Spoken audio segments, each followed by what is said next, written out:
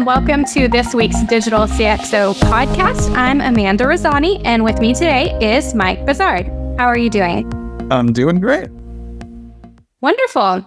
Well, first, we're going to talk about AI. Of course, that's a big topic everywhere. And Mike, you just recently shared an article about Pegasystems Inc. Pegasystems Inc. has extended the reach of a set of blueprints that leverages generative artificial intelligence to enable teams to collaboratively customize a set of workflow templates. Can you share more information? Yeah, well, there's a whole trend going on here because there's also an article from Automation Anywhere talking about something similar where they are combining robotic process automation, RPA, with generative AI, and you can create your own agents and they'll actually learn and train themselves about how a process works. And then, you can automate that. And the interesting thing about that is subject matter experts and end users can create their own agents within that context to automate a process. So here's what's going on that's going to be really interesting from a digital CxO perspective as it relates to all this AI stuff. This time last year, it was a fight, right? Digital CxOs would show up and they'd want to change a process and there'd be this whole, let's evaluate the process. Then we got to test it and do all this stuff. And the IT people had to get involved. And you could be a year and a half before you actually manage to do something. With the rise of Gen AI and it's starting to be embedded in all these automation frameworks,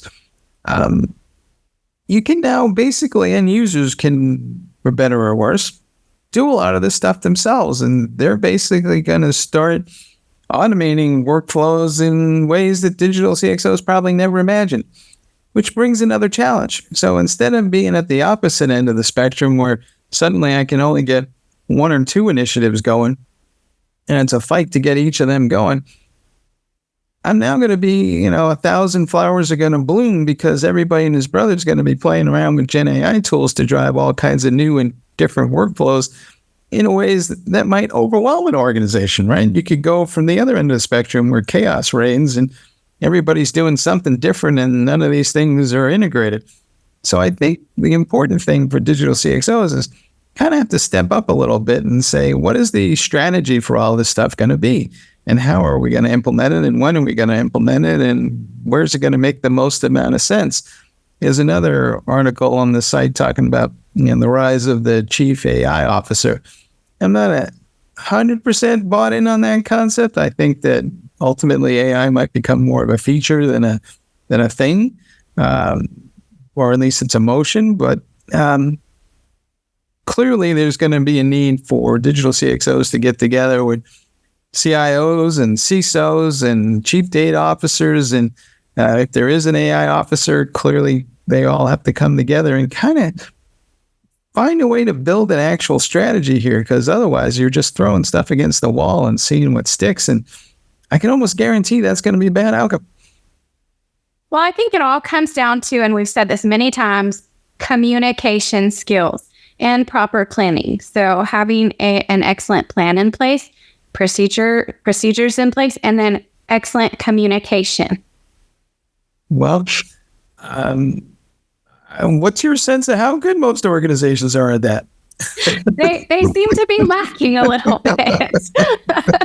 We still are dealing with silos. We still are dealing with, honestly, a lack of communication in this regard. So I think that's going to be a key issue, is training on better communication skills. And then everybody is just going to be required to wear multiple hats, as we're seeing in this day and age. You got to be able to step in and do more things than what you've been doing.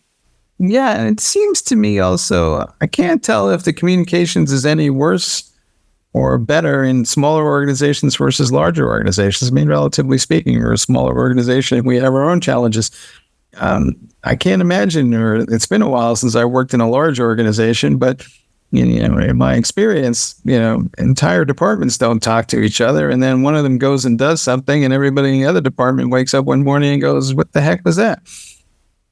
Yeah. And the other part of this story too is, like you said, it could go two different ways, as everything speeds up and there's more projects going on all at once. it could be chaos. So of course, communication skills is one.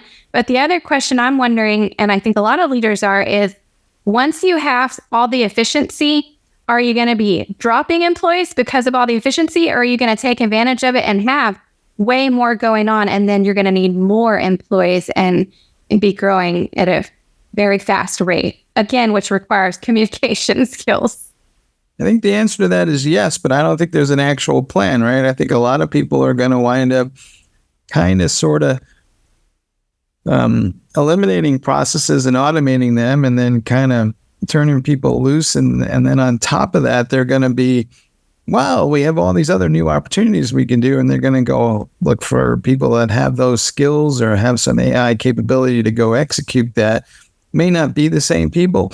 But to your point, unfortunately, and I wish it was a better story, I don't think enough organizations are really thinking hard about, we need to kind of take our existing people and upskill them. They're kind of more like, it's haphazard, right? They're kind of working through a process, and then they're going, we can automate this and it's going to be great, and this will be fabulous, and it'll drop to the bottom line and awesome. And not like therefore going also saying, well, what else can we do? That's coming second or later. And so you wind up with this kind of two-step motion where we'll be more efficient and we'll probably reduce some jobs. And then on the other end of it, we will eventually add more jobs because we will create a better understanding of how to use this stuff and scale and interesting. But I'm just afraid it's not going to be a clean process. It's going to be disruptive. And I don't know any other way to get through that, because organizationally, most of these companies are not set up to do anything other than that. Right. And I guess we've seen that with other revolutions. Any sort of innovative technology can be disruptive at the beginning as people wrap their minds around it. Yeah. One guy had a great line, and I think I've heard it multiple times now, but essentially, AI is not going to take your job. It's somebody who knows how to use AI is going to take your job, because they're going to roll it up into their job, and then it's going to become something, that's a feature of somebody else's job. So clearly, if you want to hold on to your job, you need to start figuring out how to make this AI thing work. That said, coming back full circle, if you just start throwing AI at everything, you're probably going to anger somebody down the road who's going to go, how come you went and did this? Because you just broke 1,000 other things that were connected to that, because all these processes have dependencies with each other. And that's the one thing I think digital CxOs have come to understand over the years, is that nothing exists in isolation. And it's very hard to push one thing forward without having this kind of cascading impact through the rest of the organization. Sometimes that's good. A lot of times it's not. Yeah, and I think it comes down to, it's also not just about AI. There are many other technological tools out there. So I think it's more about having the ability to adapt and embrace change. And if you don't have an adaptive mindset and the ability to embrace change, that's when you're going to struggle. There you have it. I'm not sure I have any great words of wisdom about how to go about all this. I mean, it's really, to your earlier communications thing, there's going to be a lot of, it's cultural as much as it is technical. And organizations have to decide, well, how much empathy are we going to have? And I think that may be the thing in shortest supply of all, is just understanding that even with AI, some great idea, not everybody's going to embrace it equally well unless they understand it and kind of can figure that out within the context of where their proverbial cheese is. Absolutely. So moving on, this is a article by Nathan Eddy, and it's about the adoption of AI becoming a central focus for business globally, with 91% of tech leaders considering AI an important business priority, 69% already implementing or using it at scale. This is the result of an Experio survey conducted by IDC, which found that AI readiness is closely tied to company size, growth prospect, and maturity, which is creating a divide between leaders and laggards. What are your thoughts? There has always been a divide between leaders and laggards, as far as I can remember. And leaders are leaders because, well, they have the foresight and the ability to kind of invest in things, and laggards are laggards because they don't. I'm not sure that the technology at hand changes that equation. I mean, I've been looking at these same surveys for, decades, and they're all the same and have been the same for as long as I can remember. I think what's interesting here is that, AI comes in multiple forms these days, right? So do I think most organizations are using AI? Yes. Are they using predictive AI, a la machine learning algorithms to kind of take a guess at what something might be and working that into some sort of e-commerce application or whatever? Absolutely. Do I think that they're using generative AI in a way that is more than just, employees playing around with how to write a better email? No. I just don't see them kind of like really operationalizing generative AI yet because their data's a mess. And if I don't have the right data, then what I expose to a Gen AI model is garbage in, garbage out, and the whole process is broken. So I think, a lot of organizations will say, yes, we're using generative AI, but that's not the same thing as to say that we've operationalized it, which is a completely different level of skill, and I think requires, the expertise of a digital CxO to get in there and say, this is what we can actually do with this thing that will consistently be applied and scale. And that consistent thing is probably the most important word, right? Because remember, this whole Gen AI thing, just like predictive, is a little on the probabilistic side, which means that it's a best guess. So if you've got a process that has to be 100% done the same way over and over again with the exact same high level quality of outcome, take another look at Gen AI, because that's not what it's about. Well, and I think we're also, if we go back to the conversation we just had, this isn't just an AI thing either. AI is not the only tool out there. And I think, companies, as far as their embracing of technology in general, can put them behind or forward. And it all comes down to the way they're going to use it and a plan and what their end goal is. Yeah. And I think you have to decide as a company what kind of company you are. Are you a technology company that happens to make something? That's a fundamentally different philosophy than a company that just says, we make something and we happen to use some IT stuff to support it. That's not quite the same thing at all. I think more and more companies are going to be technology companies that happen to do something else in a space, but they think like technology companies. And that means everything from, we're using software engineering and best practices to deliver better experiences through software consistently versus, we're just waiting on the next rev of, some SAP software somewhere that's going to update our supply chain. Yeah. So next, this is a really neat article by a contributing writer, Simon, about quantum. So he says, in the quantum realm, diverse hardware modalities coexist, each with unique attributes and developmental stages. This variety has led to a siloed environment where each player in the quantum computing arena has its hardware or software ecosystem. At this early yet burgeoning stage of the quantum sector, a hardware-centric view, while understandable, could limit the broader application and innovation potential of quantum computing. He goes on to talk about the importance of software design in companies. And what are your thoughts about that and quantum? All right. Well, new technology, same old problem. Every time there's a new technology, we all get very hardware-centric because, it's easier to build something when you're right there with that piece of hardware, and it's kind of like writing code in assembler back in the day. And then over time, we got higher levels of abstraction, so we could write more software more efficiently. The same thing is going to play out with quantum, right? Eventually, there'll be tools and compilers or whatever you want to call them that make it easier to build quantum applications that can run across multiple hardware platforms. Last time I checked, there were already a lot of quantum hardware platforms. Do any of them work? No idea. How many bits do you have? Who knows? Are the bits actually, part of my application is over there and it's over here and we're running it simultaneously and we're going to do some sort of magical thing that connects these things? We'll wait and see. But, so I'm not thinking that we're going to be using quantum computing outside of some rare instances anytime soon. And half the use cases that I've seen so far still run better on traditional infrastructure, and the traditional infrastructure is getting better all the time too. So I think quantum computing is going to be important, but what year is this? I think we're still measuring this in years. So I'm not like putting quantum computing into my digital business process transformation strategy anytime soon. Yeah, I think, most business leaders are thinking about the potential for quantum, but from everything I'm hearing, we're a long way out from, quantum is still in the very beginning stages. And, once it's fully developed, there's a lot of use cases for it that could be amazing, but we are nowhere near there yet. I look forward to it, though. Mm-hmm.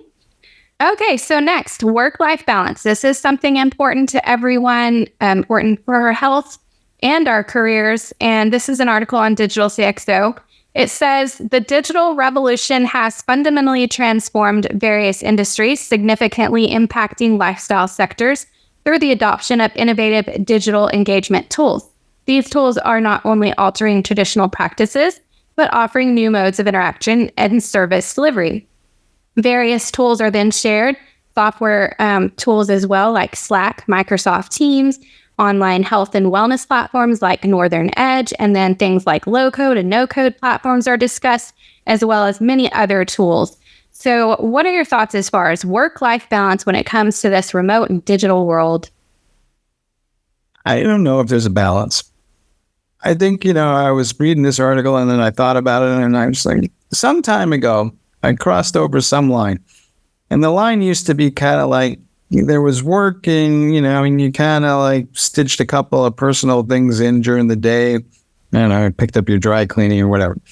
And then you went home and then there was family life and that was kind of separate. And yet, truth be told, a lot of us are thinking about work when we're with family. And sometimes we're thinking about family when we're at work. It's just part of the nature of the thing.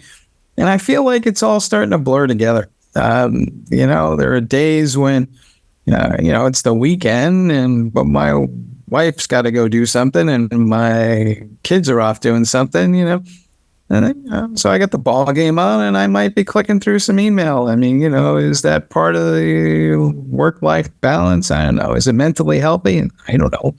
But, I'm still here and I'm still cranking away. So, I think other people, maybe that doesn't fit them. My wife likes life a little cleaner. She likes, work during the day and family life and, after dinner, and it's all separate in her world. I think each person has to strike their own balance. I agree. It's all about the individual person and what they prefer. I know plenty of people who want to work, 8 to 5, and then they leave the office and they come home and they don't want to think about work anymore. That's done. They click it off. And then I would say that it's a lot harder, the people that I speak with that work online, such as ourselves. When you work online and you're connected all the time, when you're on your phone for personal, it just blends itself in there. The work just blends in and you find yourself, answering all the work emails too, and then clicking to Slack for messages. And you can't help but respond, or at least I find that I have difficulty in not just going ahead and responding, and it just all blends together. So yeah, I didn't count how many emails you answered when you were allegedly on vacation a couple of weeks ago, but I noticed there was a few. The other side of that coin too is, so it's difficult to relax when you've got something that's sitting at work that's kind of, eating at the back of your mind.